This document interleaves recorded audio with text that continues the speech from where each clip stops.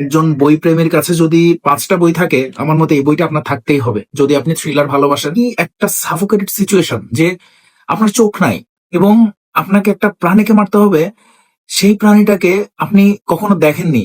এই বইটাতে এটাও বলা আছে যে এই প্রাণীটা আপনি যদি খালি চোখে দেখে থাকেন একবারও জীবনে, আপনি আপনার মানসিক ভারসাম্য রাখতে পারবেন না। আচ্ছা ভাবুন তো, একদিন ঘুম থেকে উঠেই আপনি বুঝতে পারলেন আপনার চোখ দুটো উপড়ে ফেলা হয়েছে এবং সেখানে সেলাই দিয়ে দেওয়া হয়েছে। আরো বুঝতে পারলেন যে আপনি আপনার ঘরে নেই। আপনাকে রাখা হয়েছে একটা গহীন কোনো গুহার মধ্যে, যেখানে আপনার সঙ্গীরা এক একজন পৃথিবীর নামকরা খুনি, যারা চেষ্টায় আছে কিভাবে একে অপরকে খুন করবে। কিন্তু আসল কাজ সেটা নয়। আসল কাজটা হচ্ছে আপনাদেরকে সবাইকে অন্ধ করে দেয়া হয়েছে এবং একটি স্পিকারে বলা হচ্ছে যে আপনাদের একটা প্রাণীকে মারতে হবে, সেটা একটা ছুরির মাধ্যমে। কিন্তু এই ছুরিটা কোথায় তা আপনাদেরকে খুঁজে দেখতে হবে। তাহলে পরিবেশটা একবার ভাবুন তো, আপনারা সবাই অন্ধ, সেই অবস্থাতেই আপনাদেরকে একটা বীভৎস প্রাণীকে মারতে হবে। আপনারা সংখ্যায় 5 জন, আর প্রাণীটা ভয়ানক শক্তিশালী। সেই পৃথিবীতে বিরাজ করে না, এসেছে বাইরের কোনো এক ভয়ঙ্কর জগৎ থেকে। আপনারা এই অন্ধত্ব নিয়েই প্রাণীটার বিরুদ্ধে লড়াই করে যাবেন। কি ভয়ঙ্কর একটা দৃশ্য, তাই না? এই অসাধারণ সৃষ্টিটা সৃষ্টি করেছেন তানজিম রহমান ভাই। আমি যে বইটার কথা বলছি, নান আদার দেন আরকন। অসাধারণ একটা সৃষ্টি তানজিম ভাইয়ের।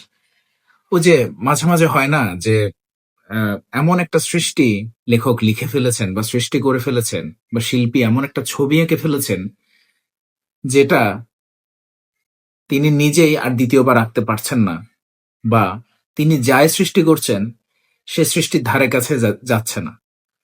আমার কাছে এই আরকন বইটা তানজিম ভাইয়ের সেরকম একটা সৃষ্টি মনে হয়। এটা আমার ব্যক্তিগত অভিমত, যদিও আমি খুবই নগণ্য একজন মানুষ, একজন লেখক সম্পর্কে কথা বলার বা সমালোচনা করার মতো যোগ্যতা আমার নেই। তারপর একান্ত ব্যক্তিগত অভিমত দিয়ে আমার নিজের এই ভিডিওতে আমি বিষয়টা শেয়ার না করে পারছি না। সেটা হচ্ছে, আরকন তানজিম রহমান ভাইকে নিয়ে গেছে এক অনন্য উচ্চতায়, যেখানে উনি ওনার পরবর্তী বইগুলো দিয়েও মানুষের ওই খিদাটা খুব একটা মেটাতে পারছেন বলে আমার মনে হচ্ছে না। এটা আমার ব্যক্তিগত অভিমত, হয়তোবা অনেকের অনেক ধরনের অভিমত থাকতে পারে। কিন্তু এটা এমন একটা সৃষ্টি, সে সৃষ্টিটার ধারে কাছে তার অন্য কোনো বই আছে বলে আমি মনে করি না। কারণ এই বইটাতে তিনি কি ভাবেননি, চাঞ্চল্যকর বা থ্রিলার, মিস্ট্রি, হ্যাঁ ভয় বা ডার্ক হরর যাই বলেন না কেন, তিনি সবকিছু ভেবেছেন এই বইটাতে। এবং এই বইটার ভাবনা আপনাকে ওই লেভেল পর্যন্ত নিয়ে যাবে, যে লেভেলে গিয়ে আপনি একটা সময় ভাববেন যে কি হচ্ছে, কি হতে যাচ্ছে, এটা কি আসলে অভিশপ্ত কোনো ঘটনা? এমনটা তো হওয়ার কথা না। পৃথিবীর মধ্যে এমন একটা জগৎ কি থাকে যেখানে নিষিদ্ধ কোনো কিছু বিরাজ করে? এই বইটা আপনাকে এই ধরনের কিছু প্রশ্নের সম্মুখীন করবে। অনেকে হয়তো বইটা পড়েছেন বা পড়বেন চিন্তা করেছেন। তো আমার কথা হচ্ছে, এই বইটা আপনি বলতে পারেন একজন বই প্রেমীর কাছে যদি 5টা বই থাকে, আমার মতে এই বইটা আপনার থাকতেই হবে যদি আপনি থ্রিলার ভালোবাসেন এবং রোমাঞ্চকর কোনো অভিজ্ঞতা আপনার জীবনে থেকে থাকে, তাহলে আপনি অবশ্যই এটা আরো ভালোভাবে রিলেট করতে পারবেন। একটাবার চিন্তা করে দেখুন, কি একটা সাফোকেটেড সিচুয়েশন যে আপনার চোখ নাই এবং আপনাকে একটা প্রাণীকে মারতে হবে, সেই প্রাণীটাকে আপনি কখনো দেখেননি। ইভেন এই বইটাতে এটাও বলা আছে যে এই প্রাণীটা আপনি যদি খালি চোখে দেখেন বা দেখে থাকেন একবারও জীবনে, আপনি আপনার মানসিক ভারসাম্য রাখতে পারবেন না। এরকম অতীতে হয়েছে। হ্যাঁ, আমি পুরোটা বলছি না, স্পয়লার হয়ে যাবে।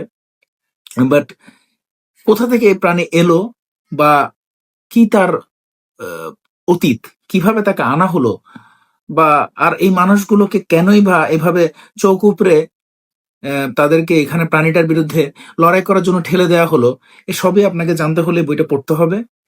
এবং এই বইটা পড়ে আপনি বুঝতে পারবেন যে তানজিম রহমান ভাই কি অসাধারণ একটা সৃষ্টি আমাদেরকে উপহার দিয়েছেন। তার চিন্তা ভাবনা কোন লেভেলের, এটা আসলে আমি বললেও কম বলা হবে। আর আমার এতটুকু জ্ঞানও নাই বা এতটুকু অভিজ্ঞতাও নাই বই সম্পর্কে, এত ভালো একটা বই সম্পর্কে বলার। তো ওই যে আছে না কথায় যে আমি আর কিছু বলবো না, এই যে মাইকটা ড্রপ করে দিলাম, ড্রপ, এরকম বিষয়টা যে আসলাম, লিখলাম, জয় করলাম। সবাই ভালো থাকবেন। ধন্যবাদ। আসসালামু আলাইকুম।